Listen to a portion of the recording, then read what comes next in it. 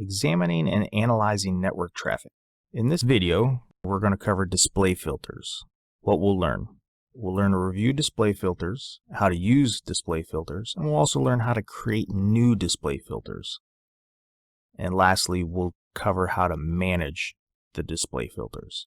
So first off, if we want to review the existing display filters that are part of Wireshark, all we have to do is go to Analyze, click on Display Filters, and here is a list of some of the pre-installed display filters that come when you install Wireshark.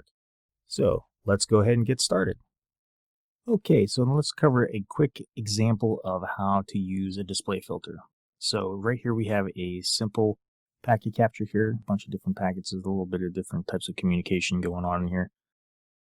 Let's go ahead and create that display filter though. And to get to display filters, you click on Analyze, go to Display Filters, and here are the pre-existing display filters that are included with Wireshark. So if we want to create a new one, we can go ahead and just hit this plus sign, and then you can see down here, and what we'll do is we'll create a DNS filter. So we'll go here, and then we just type in DNS like that, and we'll hit OK. So now if we want to use that display filter on this packet capture, all we need to do is click up here, and you can see right down here is the new display filter we created. So if we select that, then you can see that now we're only seeing the packets that have to do with DNS. So it kind of filters those out.